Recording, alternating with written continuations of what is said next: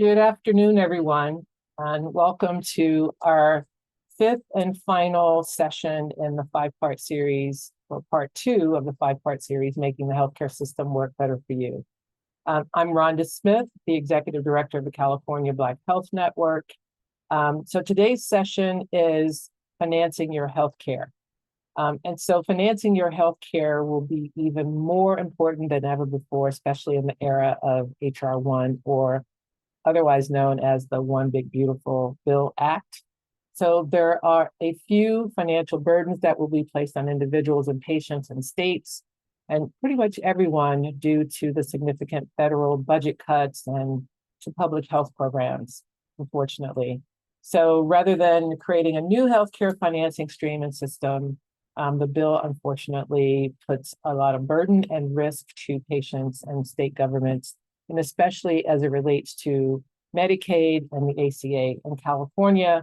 Obviously, that's for us, Medi-Cal, as well as Covered California. So in today's session, we will touch upon these things and talk about what it means for us, like financing our healthcare in the traditional sense or healthcare scenario, and what we know and have history with. But more specifically for today, we'll really focus on understanding health insurance in the US and how it works, navigating the your health insurance coverage for you and your family and what that really means. And we will also talk about what that means, again, in the era of HR 1. And then last, we'll talk about advocating for yourself without health insurance, which will be critically important, again, going forward. And again, now more than ever before, we all need to stay informed about the policy changes and how that will impact us and our families. Actively manage your coverage and know how things will be changing over the course of the next 6 months to a year. And how to advocate for you and your family is always an important thing to do as we navigate through the healthcare system. And then make sure that you always use trusted resources to get information and credible sources to make smart decisions about navigating the healthcare system and health and healthcare for you and your family. And so for those of you who don't know much about the California Black Health Network, I'll start by just giving a little bit of an overview about who we are and what we do. So we are the voice and trusted resource for Black California, or Black health equity in California. And we are the only Black-led statewide organization dedicated to advancing health equity for all African Americans and Black immigrants. And we do, through our work every day, we conduct outreach, education, advocacy, as well as policy work to achieve health equity for Black Californians. And we do that through the lens of understanding what the critical issues are that lie at the intersection of racial justice, social justice, and environmental justice. And our vision is to create a California where every African American and Black immigrant has the opportunity to live a long, healthy life that's free from violence, racism, and health inequities. And we work through our mission to ensure that all Black Californians, really regardless of their education level, their socioeconomic status, where they live, how they self-identify, what their gender identity is, or housing or immigration status, really has access to high quality, equitable primary as well as behavioral health care, and definitely avoid unnecessarily succumbing to diseases and those that are preventable.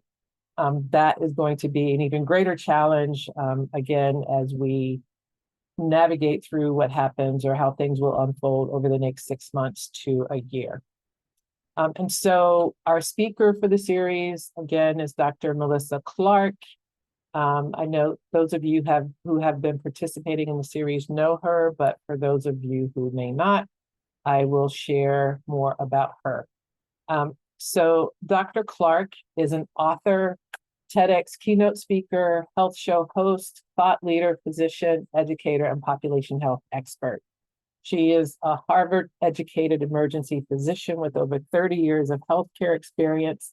And Dr. Clarke has been on the front lines of addressing health inequities and disparities, focusing on improving health literacy and the way doctors and patients work together.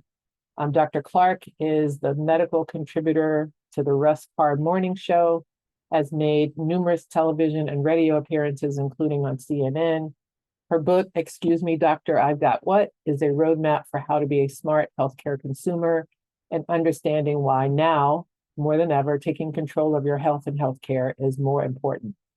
Based on her book, Dr. Clarke is a host and co-creator of Excuse Me, Doctor with Dr. Mel, a live weekly health forum on SiriusXM and streamed on YouTube and Facebook, where she provides urgent information and answers audiences' questions in real time every Monday night. So without further ado, I'm going to turn it over to Dr. Clarke for her to share with us what we can do to finance our healthcare. Thank you, Dr. Clarke. Thank you so much for that introduction, Rhonda, and for setting the stage for this really, really crucial talk. And it's all about financing your healthcare. And one of the reasons it's really important is because medical debt is the actual leading cause of bankruptcies in this country. Unfortunately, medical expenses can often occur unexpectedly. And if if we're underinsured or uninsured, it can lead to catastrophic, you know, repercussions for our finances, and hence the statistic about medical debt being the #1 cause of bankruptcies. During the Biden administration, there was actually a bill passed that would have taken or removed medical debt from consumer credit reports. But unfortunately, that was overturned and it's not being implemented. So we're sort of left to be able to manage, or with the expectation of being able to manage how we interact with the medical system in a way that allows it to not impact our finances in a negative way, but still try to get the highest quality healthcare that we all deserve. So, um, today we're going to talk about understanding health insurance in the US and our system. That's going to be the background, so the foundation. And then how do you make decisions about coverage for you and your family? And then finally, they're going to be, because of the policy changes that are coming down the pike, most likely there'll be millions of people who are displaced from being able to afford health insurance. So what do you do in that instance? If you don't have health insurance, how do you navigate and advocate for yourself? Dr. Clarke, really fast. Yes. There's a little bit of a window on the left side of your screen that we can see. We see a small box on the left. Okay, let me make sure I am sharing the appropriate screen.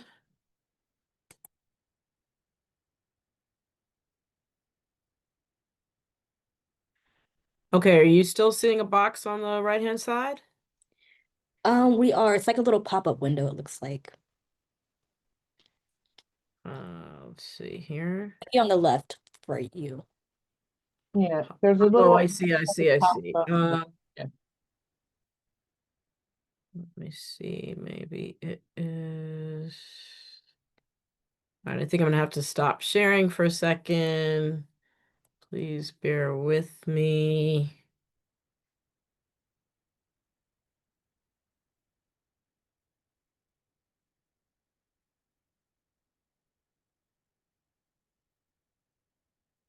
I can't figure out why that's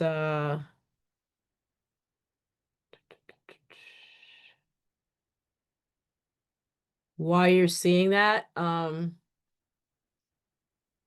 think I have two monitors. I think it's the edge of the monitor. So is it distracting from the presentation? That could be it, but no, it's not distracting. We can continue. Okay, all right, great. Sorry. Trying to get back to sharing my screen. There we go.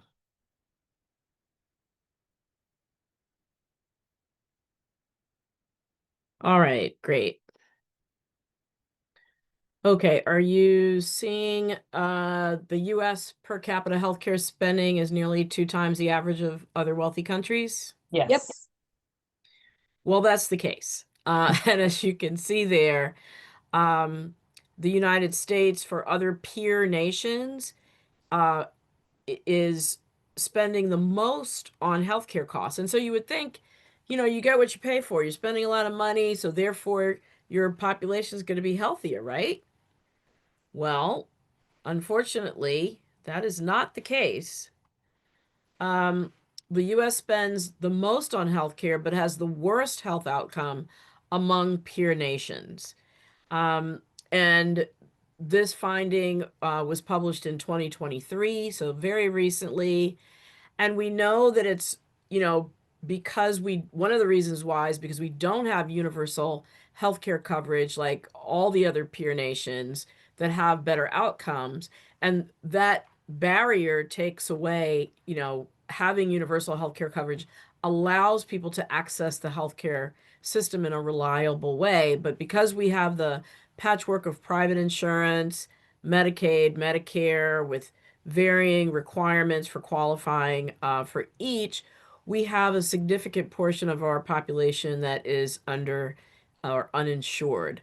And then complicating that, we have social factors that we know contribute to chronic stress, worse health outcomes for many populations. So everything from stigma and discrimination to limited opportunities for education, poor access to transportation and affordable housing, um, job loss and unemployment, um, unsafe physical environments. All these things make it more difficult to stay healthy, and then having sporadic access to healthcare for many just lead to this finding that we spend the most on healthcare, but it's not spent in a way that improves health outcomes, especially compared to other countries that have universal healthcare.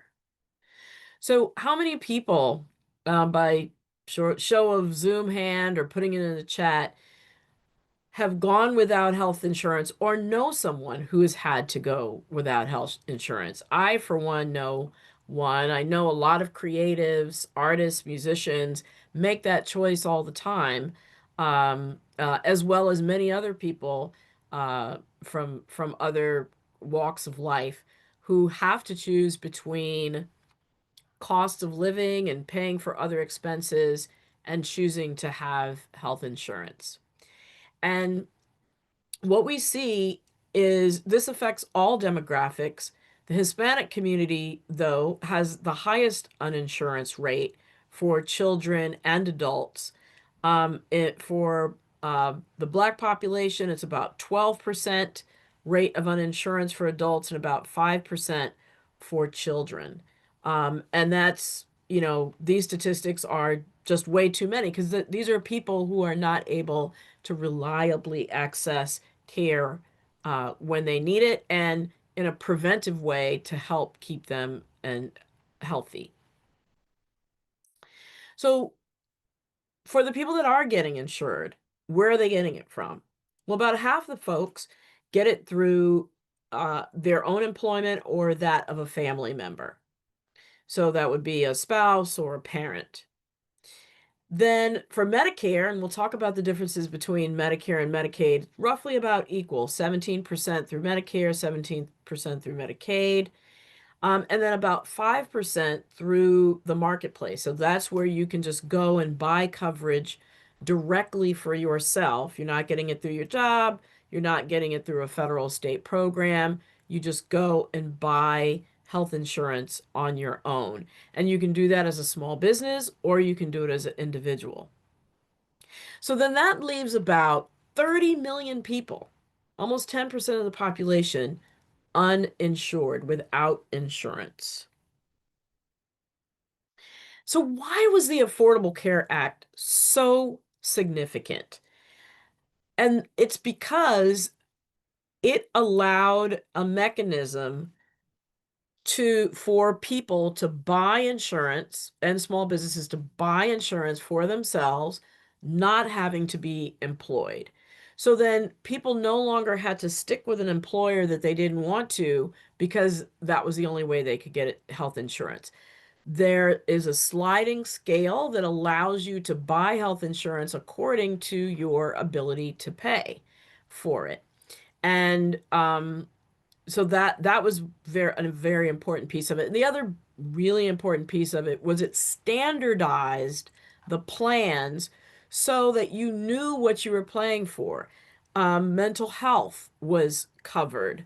Um, Women's services were the same cost as men's services. There wasn't that gender bias in terms of paying for care.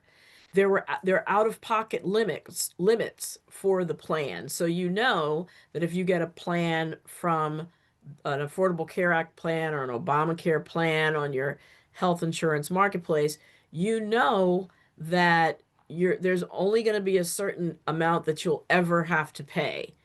Um, in addition, there was no discrimination against people with pre-existing conditions. So if you already had diabetes or you already had sickle cell, the insurance company could not discriminate against covering you, knowing that you were going to be accessing the healthcare system and therefore costing them money. And I mentioned the essential health benefits that were covered. The other big thing, including mental health, the other big thing is that young people up until the age of 26 could stay on their parents' plan. So huge expansion in opportunities to have access to health insurance because of Obamacare, also known as the Affordable Care Act. So what are the changes coming down the pike? Rhonda mentioned HR 1, also known as the One Big Beautiful Bill Act. I'm abbreviated it here, BBB. And although it has the word beautiful in it, when it comes to healthcare coverage, it's actually quite ugly. Um, these policy changes are going to make it harder for people to qualify for both Medicaid as well as to buy health insurance on the Obamacare marketplace. For Medicaid, um, the net result is they're going to be cutting $800 billion worth of funding, which means that there are going to be fewer dollars going to states to help pay for Medicaid. Medicaid is the health insurance primarily that people qualify for by income. So the income limits are going to change. Um, you'll have to make less in order to qualify for Medicaid in many instances. There'll be more frequent checks to make sure that you remain eligible, more paperwork to prove it. The open enrollment period will be shorter. Um, for the Affordable Care Act, the Obamacare plans, the subsidies that allow people, and as I mentioned, there's a sliding scale in terms of your ability to pay for the plan, and that is created by the federal government providing subsidies through tax breaks and other ways. So if those are projected to go away, and so it'll be more difficult, again, for the average person who wants to purchase a plan on the marketplace to be able to afford it, which people are going to make choices based upon their pocketbook.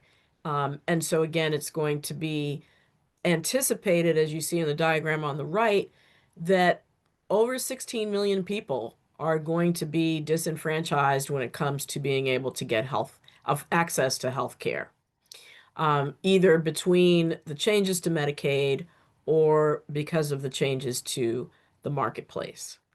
Exactly. Oh, Yeah, sorry. I was going to stop there and see if actually there were any questions. Yeah, I was gonna say, one of the things that we are doing is capturing information from our community about their thoughts on HR 1. So we just dropped a survey in the chat. So for those of you who are on the call today, please, please, please provide your thoughts and perspectives so that we can know how to better support and serve you and our community. So your input will be critically important to helping shape the work that we do around educating our community about HR1, what we need to communicate to them, how we need to do that, and what the needs are of our community. We are a covered California navigator. We do have at least one of our navigators on the call today. So if there are some folks who have questions about that, I'm going to call out Coretta and say you can direct message her, but we really want to hear from you. So your input and your voice is very important at this moment in time. So thank you very much. Thanks so much, Rhonda, for all the advocacy work that you do. And I just want to underscore, please, please, please fill out that survey. As you may or may not know, the federal government is currently shut down. And one of the main issues having to do with how it is not being resolved is because the Democrats are saying it is unacceptable to have these changes and have these massive number of people go without health insurance and have um, their out-of-pocket costs soar such that it becomes unaffordable for many people. So you're lending your voice through California Black Health Network and filling out that survey will help give the necessary information, not just to feedback to the community, but also to promote advocacy efforts to make sure that some of these changes do not go through. All right. Any questions before we move to the next section? All right. So the next thing is just understanding health insurance, right? I've mentioned Medicaid, I've mentioned Medicare. Let's dive into what those are, what they do, and then we'll also cover insurance that you get through your employer on the marketplace and how to make decisions. We're coming up on open enrollment time, so I know those of you who are employed are probably getting emails from your employer about making those decisions. So we're going to go through some of that decision making as well.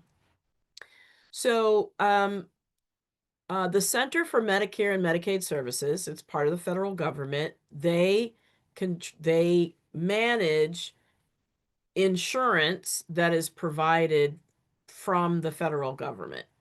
And those programs are Medicare, Medicaid, the Children's Health Insurance Program, also known as CHIP, and the Health Insurance Marketplace, also called Obamacare.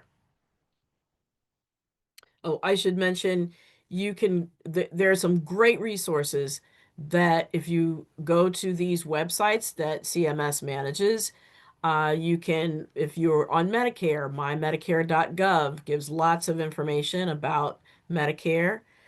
Care Compare is a place where you can go to compare hospitals, to compare nursing homes, any sort of facility or provider that you're considering, you can compare and see what grade they get and understand, is this a quality provider that I want to choose? And then Medicare versus Medicaid, what's the difference? So Medicare is generally for people who are 65 or older. If you make it to 65 and above, you automatically qualify for Medicare. There are also certain conditions like end-stage renal disease, basically kidney failure, that you automatically, or blindness, where you automatically, regardless of your age, will qualify for Medicare. And there are other medical conditions that qualify you. So Medicaid, though, is different. The qualifications are for individuals or families or children with limited income and resources. There are also some disabilities that will qualify you to receive Medicaid. And also, there are some people who actually qualify for both. They're called duals, or dual eligible individuals. So one way that I like to think about it is Medicare, we care for our elders, right? Medicaid, aid individuals who have a limited income. So that's sort of a broad way to sort of keep them separate in your head. So this is some further information that differentiates the two. So Medicare, people over 65 with certain disabilities versus Medicaid is income-based. The coverage, I'll go over what Medicare covers. So hospitalizations, doctor or professional services, and prescriptions. Medicaid covers basically the same thing. They also cover home health care, which Medicare can also cover, but most notably they cover um, nursing home stays uh, and basically long-term care, which a lot of people think, oh, well, it would make more sense for Medicare to cover long-term care because it's for people 65 and older, but that's not the case. And a lot of people think, oh, I have Medicare, I'm set if I ever need to have long-term care. And unfortunately, that is not the case. Medicaid, because it's income based, basically has zero or very few out-of-pocket costs, right?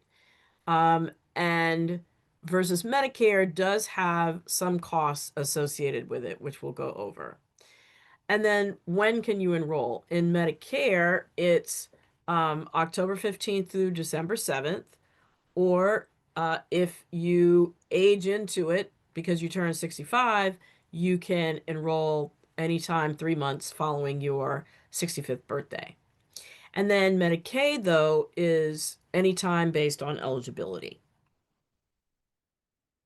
So what are the things that Medicaid covers? Well, I won't go over each of these, but the things I really wanted to highlight were any kinds of professional services, right? So from your provider, your doctor, um, all your testing, evaluation, and treatment, including treatment for substance use disorder, also known as addiction, health services, counseling for stopping tobacco use, hospice services, family planning services. If you're in a clinical trial, any usual care that you would have gotten anyway, Medicaid will cover it. And then the big thing, again, that distinguishes it from Medicare is that it covers your stay if you have to be in a nursing home or a nursing facility or a long-term care facility.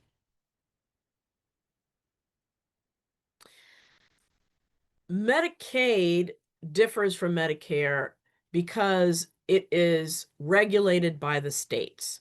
So every state has a different qualification for income, maybe different special situations that they cover.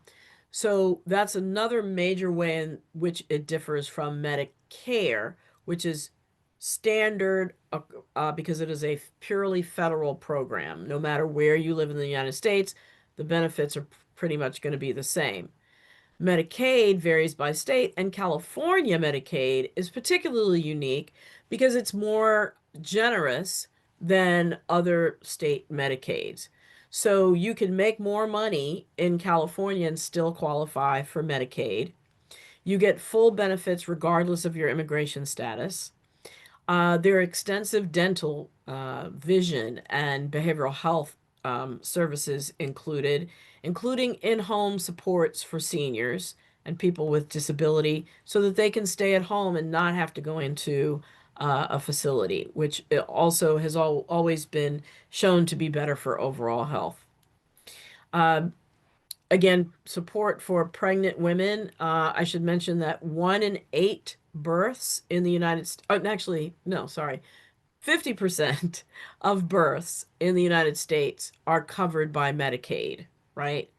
And so for pregnant women, their Medicaid coverage actually extends 12 months after they give birth, which is a recent addition under the Biden administration, a wonderful addition because pregnant women who then give birth don't have to worry about, oh, I got to find health insurance because my Medicaid is no longer applicable. They have a whole year afterwards, which is wonderful for health benefits. Dr. Clarke, I just wanted to mention, you're right, California, well, at least in the past, has been very special and unique in terms of expanded benefits and coverage for Medi-Cal recipients.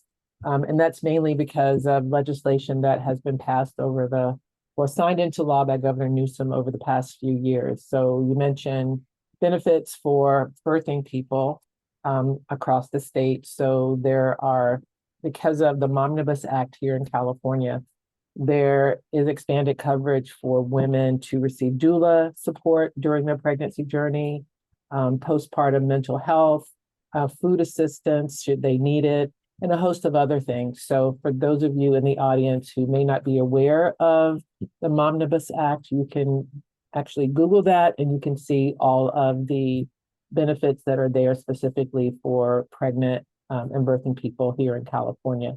And then unfortunately, the changes and progress that were made just a year ago have now gone away because of the HR1 and the budget cuts here. So last year, we were able to enroll undocumented Californians into covered California healthcare plans and Medi-Cal. This year is a totally different story because of the impact of HR1, which happened pretty immediately, and the budget cuts. So Right. all the trickle down effect from that, but just wanted to mention that for those of you on the call who may not be aware of that. And also just one last point, it is estimated that somewhere between 400 and 600,000 Californians who are on some version of a Covered California plan are at risk of losing their health care. And a significant number of folks that are currently enrolled in Medi-Cal are in the same situation. So we really are trying to figure out what to do to protect our community's health and healthcare, so that the gap in health disparities are not too exacerbated by this change and the impact of HR1. So just wanted to share that while we were talking about California. Great. Thanks for adding that in. And you might see that I have 2025 in parentheses next to the full benefits, regardless of immigration status. I was gonna, thanks for highlighting that, that has changed, and that's why I have the year up there. Um, and thank you also for elaborating on that information around birthing individuals, because I think it's really important that everyone understand, because of the disparities that we have between outcomes for Black and birthing individuals and everyone else, as you know, 3 times the rate of death, and also severe complications for Black birthing individuals. Some of these programs that are put in place through Medi-Cal and other Medicaids across the country are specifically to help address that disparity. And then additional more support for children, seniors, and individuals with disability, with higher income limits than the federal rules, as well as case management and Medicaid enrollment pre-release for returning citizens that are coming back to the community. And so that's Medicaid, again, state-based, oftentimes income-based, occasionally disability is a qualifier, and it covers long-term care. Um, Medicare is a federal program. Again, mainly age is the qualification and certain other chronic conditions. It takes care of hospital bills, as well as outpatient care. So, going to see your specialist or your primary care. It covers equipment and many preventive services like screenings and vaccinations. So that's Part A and Part B. It does cover skilled nursing facility care, but only up to 30 days. So very important distinction there. And then Part D is for prescription drug coverage. And then you can also purchase additional insurance, called Medicare supplemental insurance, or Medigap insurance. It comes from a private company, and that helps, it's extra insurance that helps to pay the cost sharing that is expected in from original Medicare. So now, why do I say original Medicare? So there's a Part C, which is what's called Medicare Advantage, or MA plans. You might have seen them advertised on TV. They're sold by companies whose name you recognize, United, um, Cigna, Aetna, etc. And think of it as they provide additional services um, to you, but it's a form of managed care. So there may be some restrictions on what providers you can go to, but at the same time, you might have more vision benefits or more dental benefits or gym memberships, more transportation to get to your doctor's appointments. So that's a decision that you make. Do you want original Medicare or do you want Medicare Advantage? So that's Medicaid, Medicare. Now let's talk about when you have to choose health insurance, either on the marketplace or through your employer, especially if your employer gives you choices about what kind of plan you might want to consider. Some of this also applies to Medicare because Medicare also has some out-of-pocket costs and some of these same choices to make. And the three broad areas to consider are, what are my out-of-pocket costs? What am I going to have to pay, right? And then we'll define what all those are. What does the plan cover, right? And are there tax-free funds, so dollars that get taken out of your paycheck prior to taxes that then can be spent on certain medical expenses? And again, those are mainly for employer covered plans and some on the marketplace. And then finally, does the plan provide the flexibility I want? And I'm going to go into all of these three major areas of decision making. So, what are out-of-pocket costs? What are some of the costs that you're expected to pay under Medicare, under employer-based insurance, or if you purchase on the marketplace? So, the first is the premium. So that's the amount that you pay each month just to have health insurance, right? That's the first cost.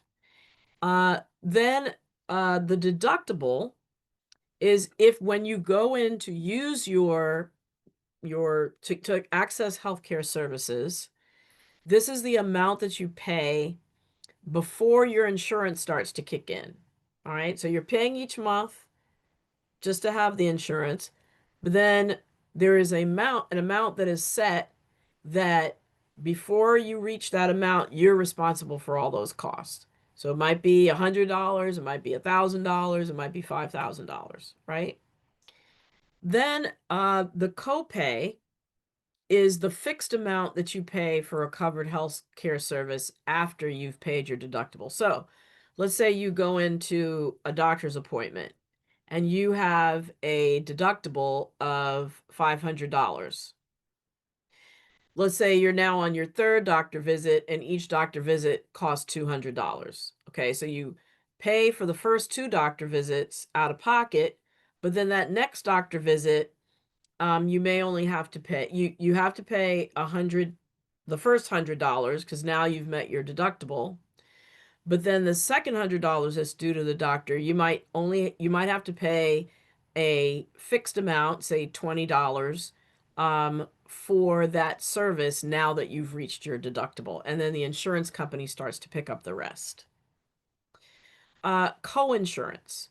For some services, is also a percentage of the cost that you might be expected to cover after you've paid your deductible. So let's say you get a CAT scan, which is say $2,000. You've met your $500 deductible, but you're still expected to pay for 10% of the cost of that CAT scan. So therefore, you're going to be paying $200 on top of your deductible. The insurance company covers the rest. And then out-of-pocket limit. I mentioned that plans on the marketplace, on the Affordable Care Act or Obamacare marketplace, established out-of-pocket limits. Prior to that, you might get a health insurance plan and then you find out you're paying all these costs with no end in sight. So many plans now have a cap of what you're expected to pay. So after you've paid your deductible, your co-pays, your co-insurance, let's say all of that over the span of a year adds up to $10,000. Once you reach that cap of $10,000, you're not expected to pay anything else.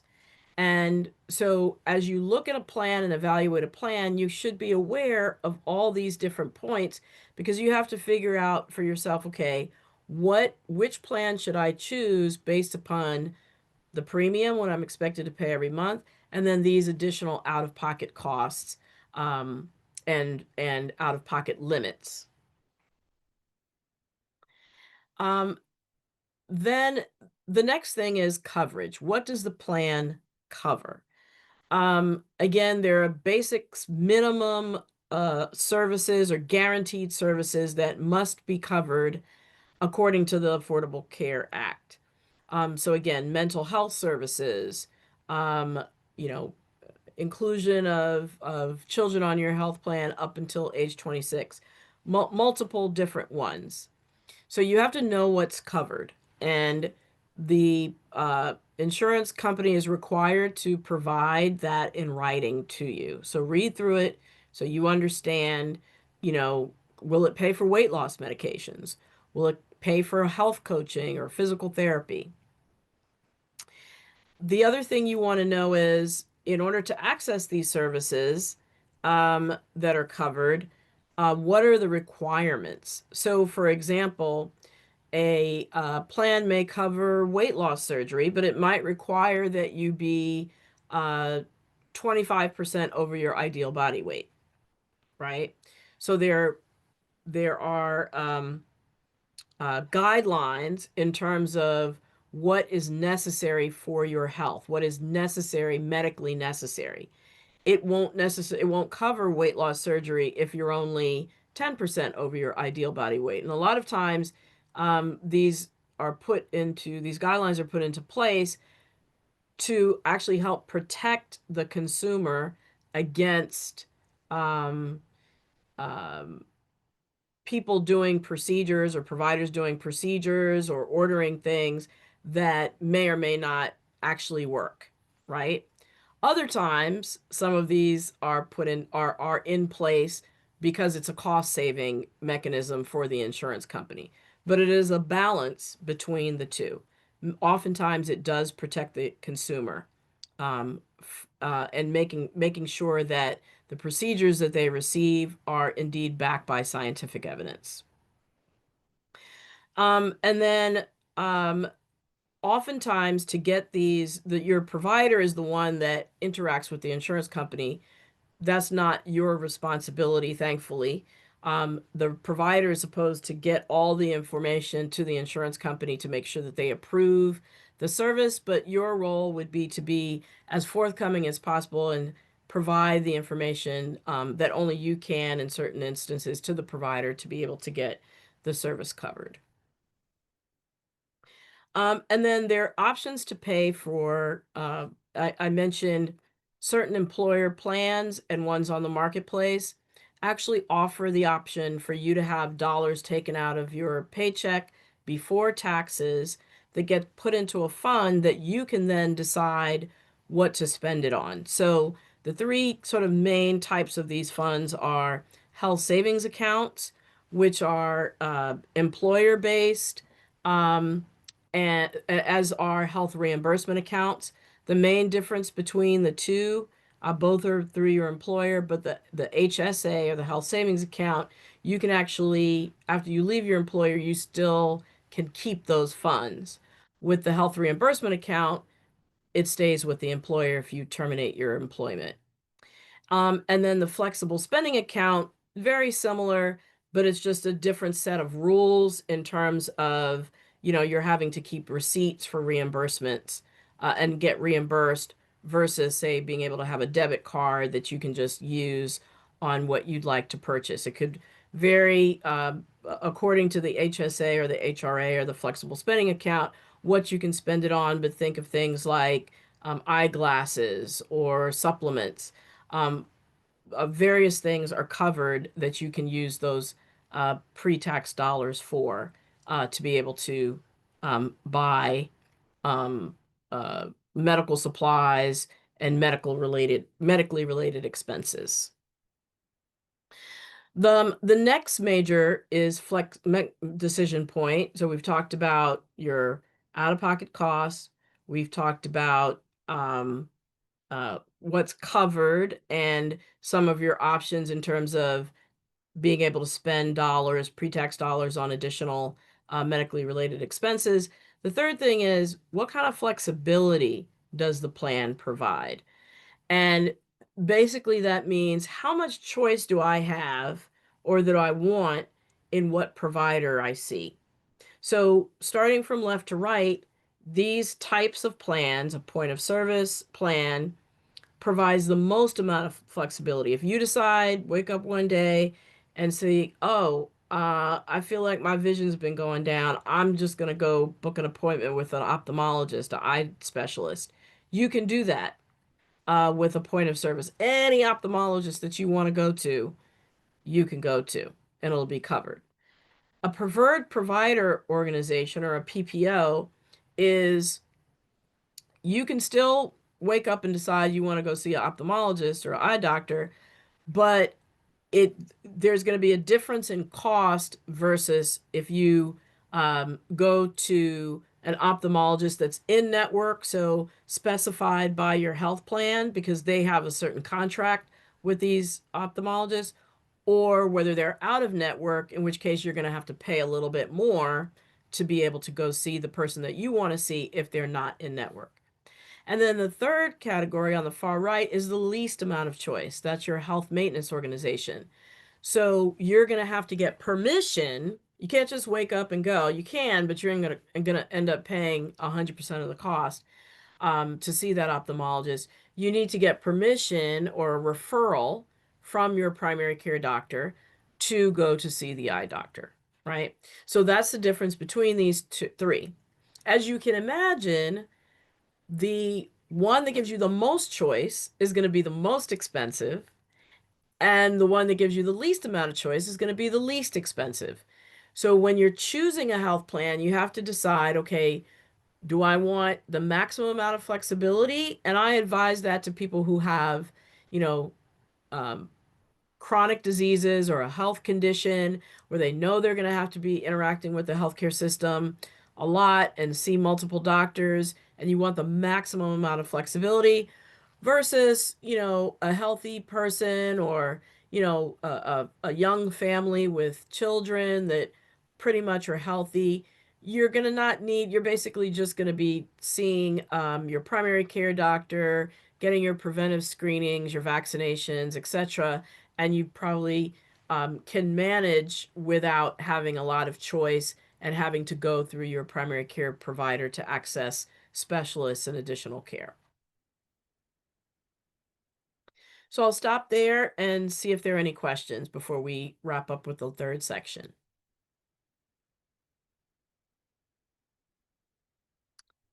All right. Well, there are actually, there's a question in the chat. Okay.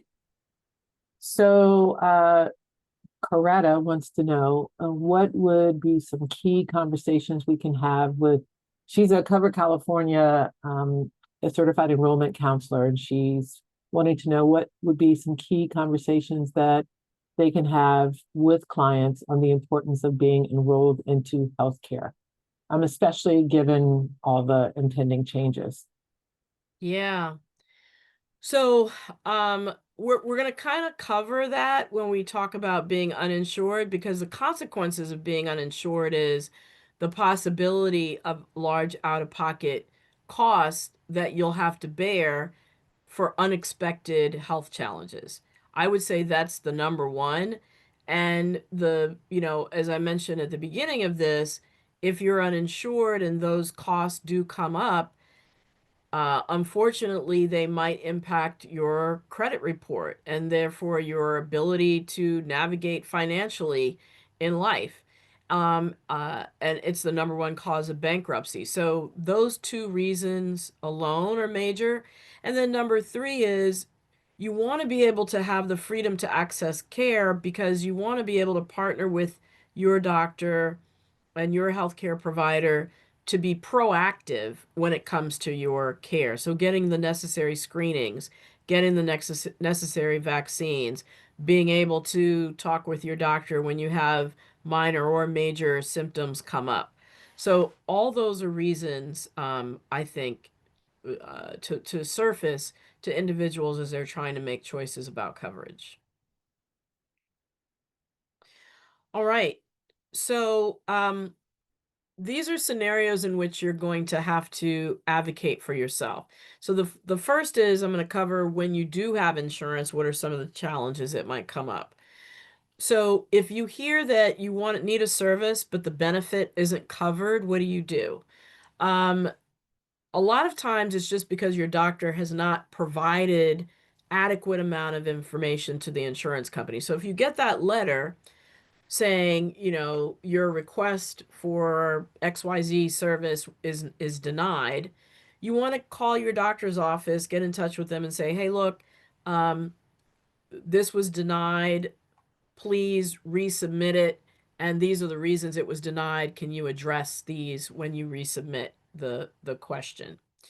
And even if it says it doesn't meet medical necessary criteria, which means that the service is not deemed necessary for your medical well-being or your health well-being. So let's say, for example, it's a procedure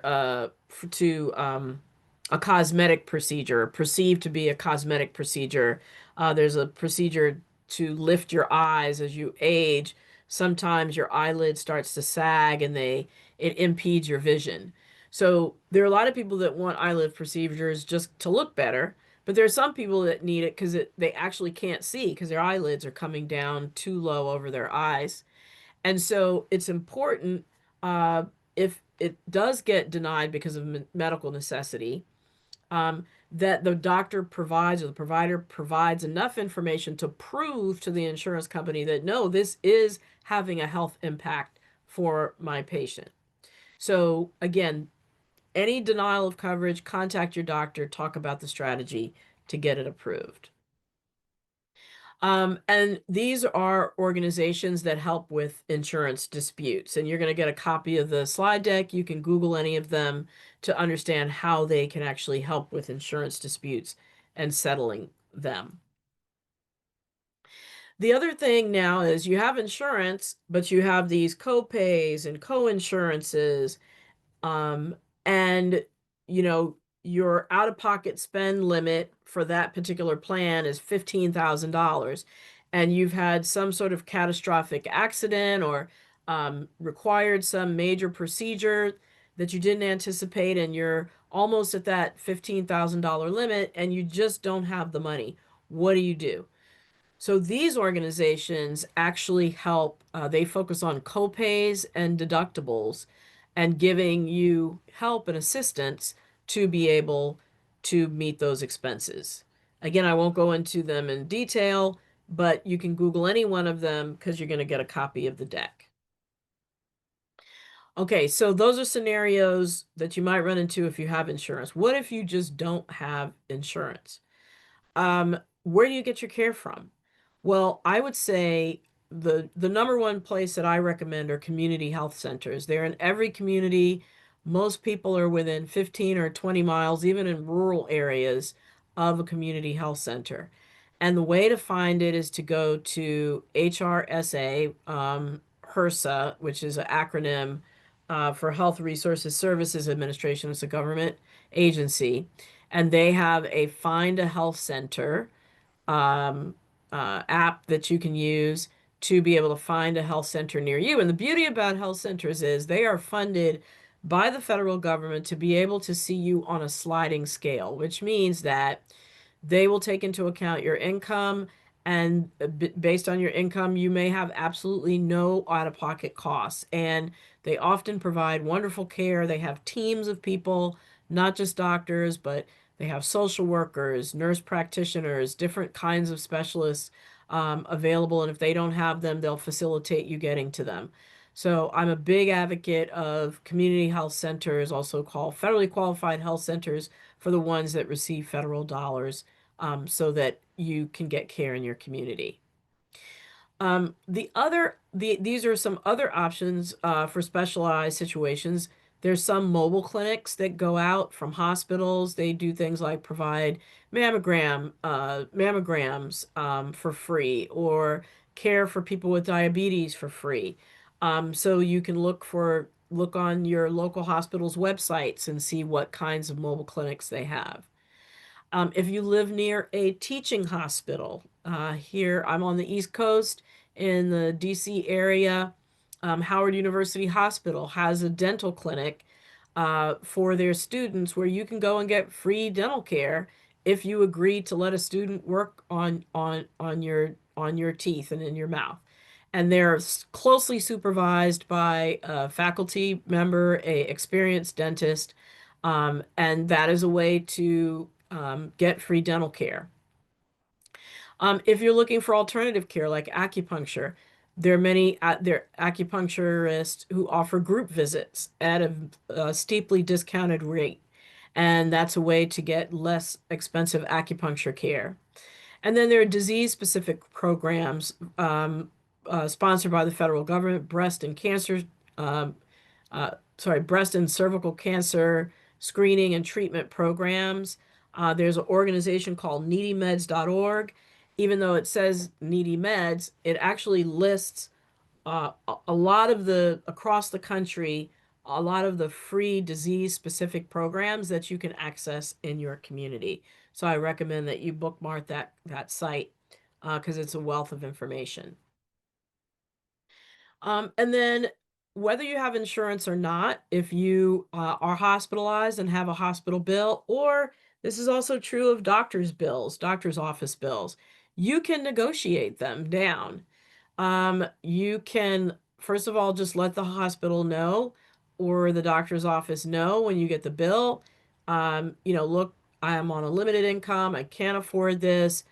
Do you have any funds, especially hospitals, um, charity funds that can help to defray the cost of my care?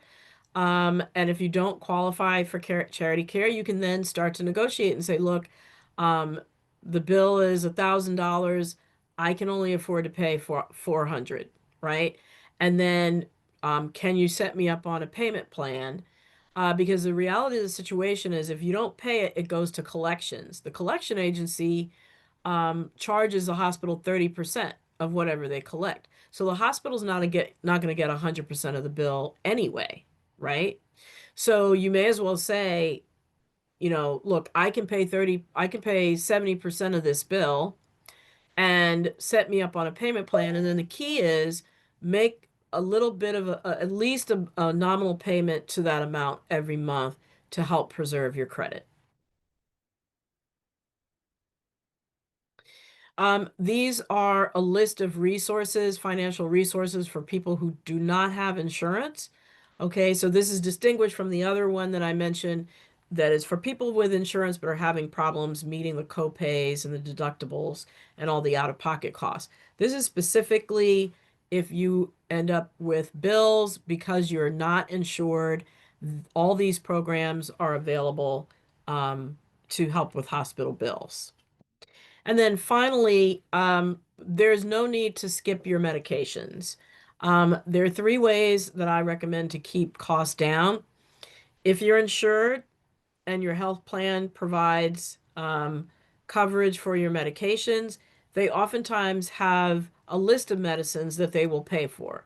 So work with your doctor to stick with those list of medicines so that you don't end up having to pay more out-of-pocket costs for things that they're not covering 100%.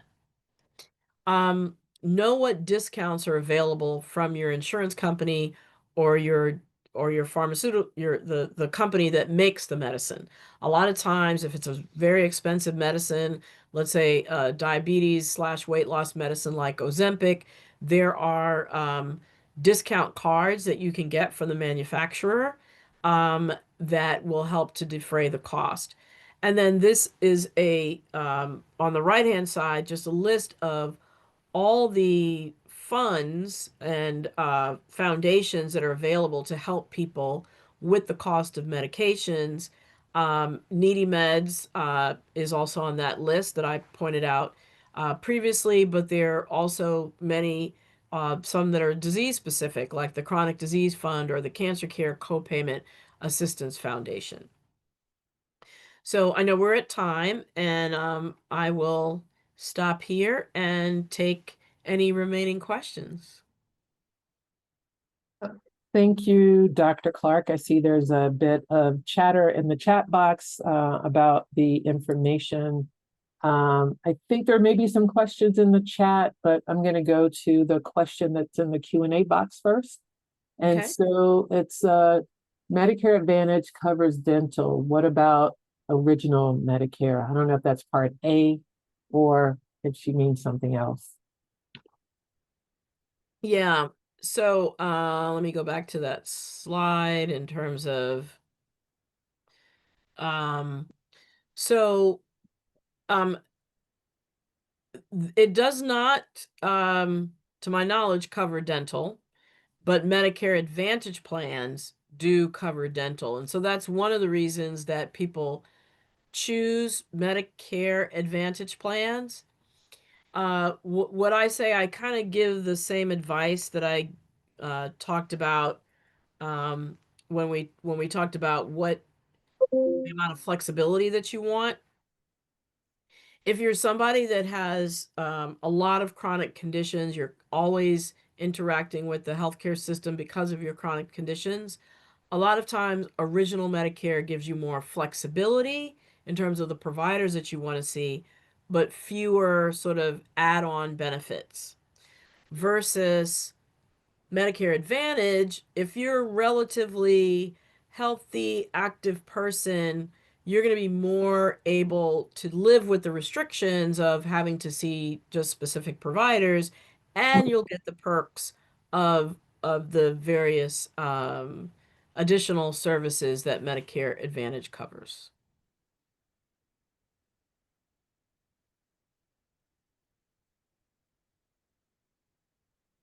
And are there any questions in the chat? Something weird is going on with my laptop over here, so I can't see what questions there are. So Yes. Charity, yeah, Yep. you can, yeah, thank you. I can read them. So one question we have is, do we have any financial evidence that shows how much money is spent on neuropathic, preventative, and healthcare modalities like acupuncture, chiropractor, herbal modalities for weight loss, for example, and or healing dermatologic issues? I don't know whether there is a mechanism to capture those charges that naturopathic, herbal, Chinese medicine, uh, practitioners charge. There are some insurances that cover acupuncture and that cover chiropractic, so there might be a way to capture some of those costs. They're not universally covered across every kind of health plan, but many of them do. But it would be hard. Because there's no coverage, for example, for naturopathic services. There's no way to actually really do a tally of how much people are spending. We do know that it's quite a bit, and 99 times out of 10 or almost 10 times out of 10, it's going to be out of pocket because it's not covered by health insurers. So there may be some resources that you can tap into or go to. So there's an organization called Integrative Medicine for the Underserved, or I Am For Us, the number 4.org.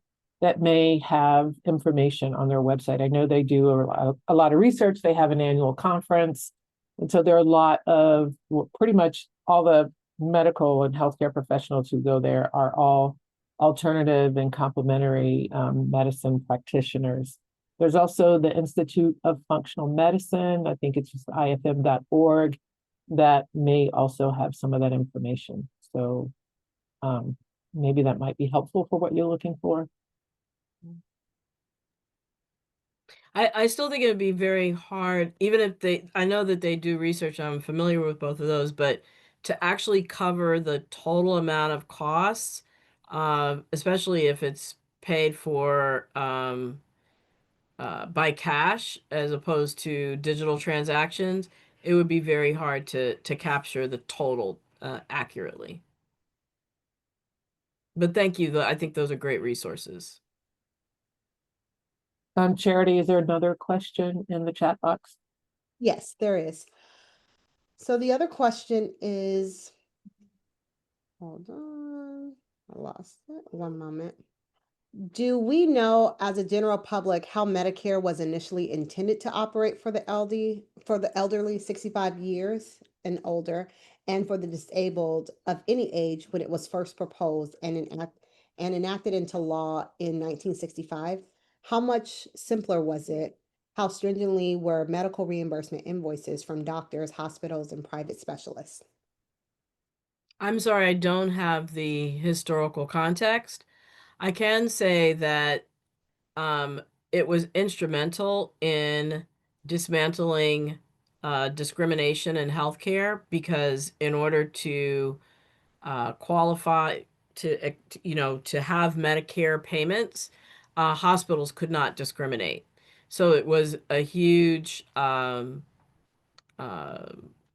battering ram, if you will, to help to decrease discrimination, at least overt discrimination in healthcare.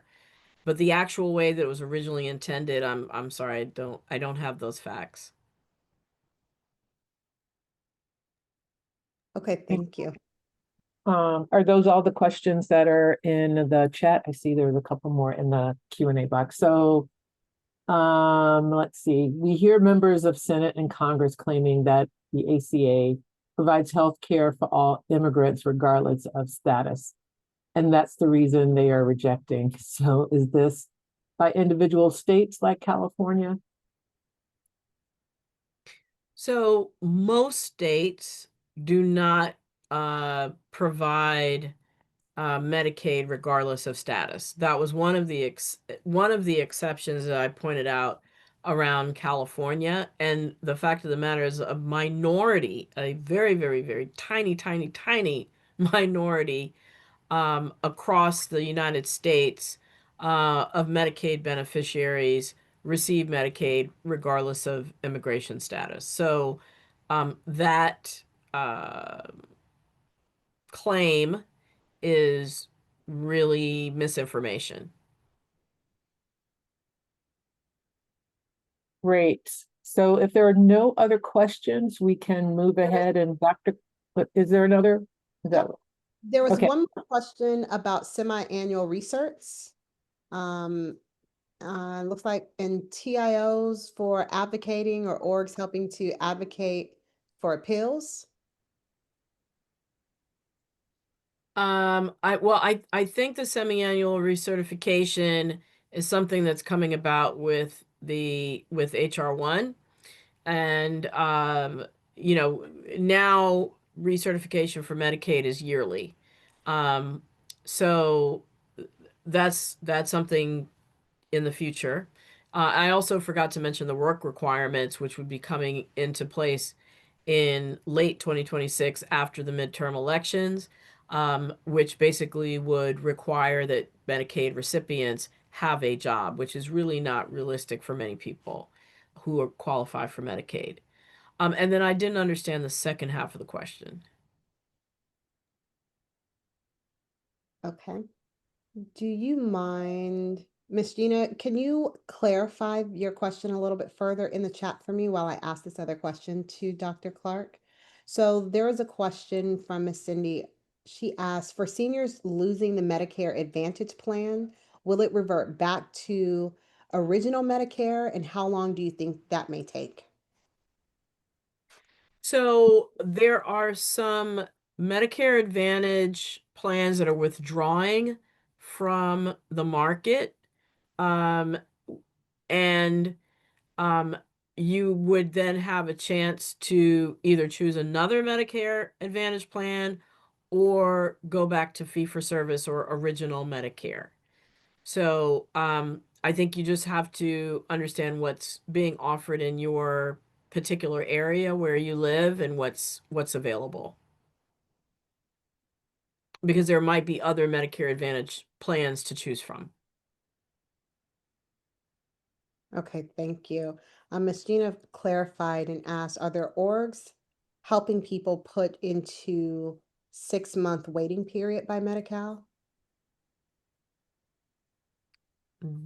That I don't know in terms of qualifying for Medi-Cal. I'm not sure of. Rhonda, I'm not sure if you're aware of that. I'm sorry, say that again. So I think Gina's yeah. talking about healing. So are Uh, there orgs who are willing to help people appeal? Oh, appeal. Oh, okay. All right.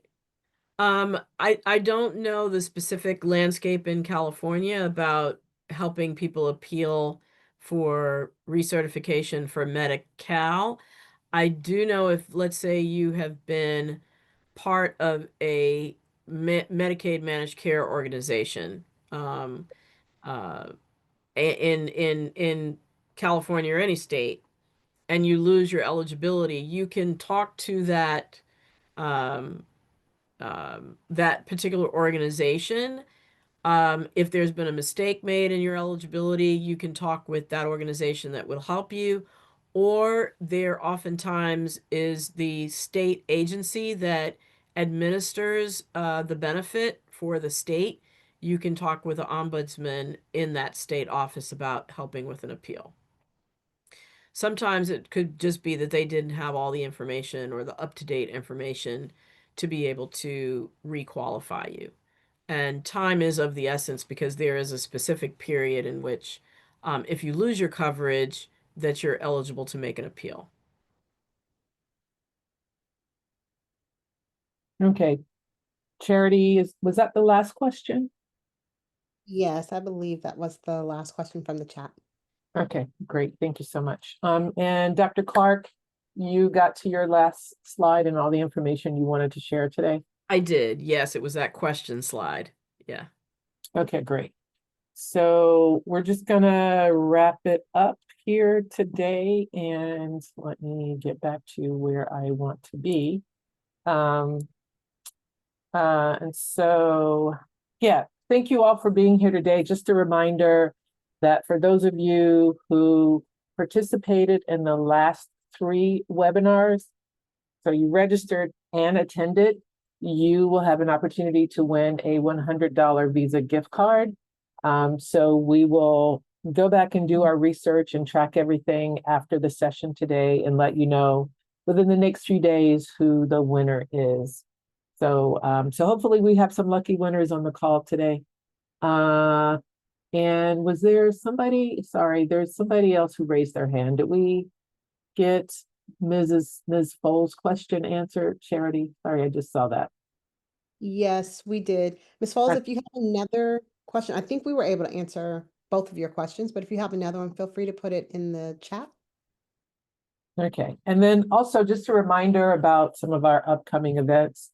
If you are really interested in, getting some additional questions answered or want to know more maybe about the HR1, or if there were some questions that you had from previous sessions that you didn't get answered, we're open to hosting a basically ask the doctor or get your questions answered session.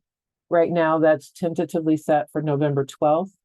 We also have some in-person member networking events happening across the state, mostly in Northern California. So on November 12th, we are doing an in-person Black Health Network member networking event in Oakland at Samuel Merritt. And on the 13th of November, we'll be in Stockton. So that's an event for Stockton as well as San Joaquin County. All the information to register and locations for these events are on our website on the events page. Or if they're not there today, they will be there shortly. So hopefully those of you who are in those areas will be able to attend, and we'll get to meet you and see you and network with you in person. And then last, as Charity mentioned or dropped in the chat, please, we want to hear back from you about your experience today. So please give us your feedback. This is part of our effort to continuously improve what we do and make sure that we're giving you the information that you need to help you navigate the healthcare system and make the healthcare system work better for you. So I'll leave that on for just a few more seconds to make sure that you're able to scan the QR code, or you can just click on the link.